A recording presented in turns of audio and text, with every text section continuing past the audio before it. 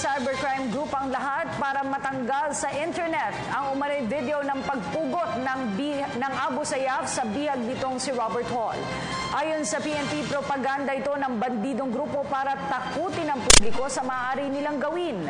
Muli ring umapela ang PNP sa publiko na huwag nang i-like o i-share ang naturang video. Ang detalye sa ulat ni Waywaya Macalma.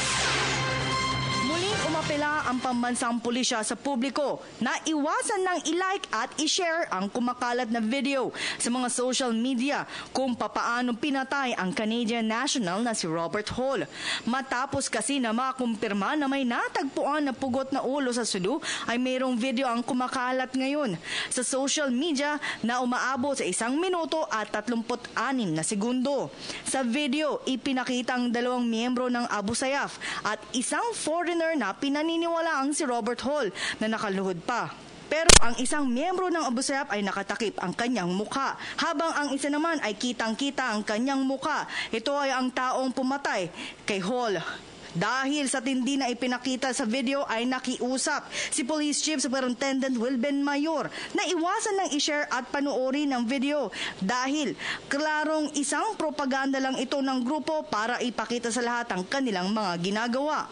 We also appeal na pag meron nila nakikita nila ito at lumalabas sa kanilang mga, of course, sa social media, huwag nating ipatronize ito. These are terroristic acts that need not be patronized by anybody.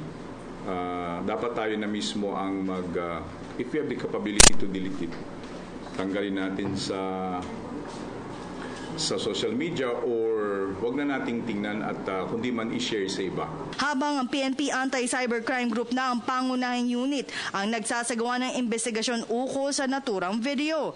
Gagawin din ang lahat ng ACG na matanggal ito sa mga social media sites. Yes, we can, ang ACG ang in charge dyan, as much as possible nga if we can have it deleted doon sa site niya because wala namang benepisyo ito para sa kanino man. This is a very unfortunate and tragic incident and hindi ito dapat kung sino man panoorin o tingnan. So, ito lang ang hiling po natin sa ating mga kababayan o kung sino man na may technical capability to take it out from the social media ay yun po ang ating hihiling. Para sa Telebisyon ng Bayan, ako si Waywaya Macalma.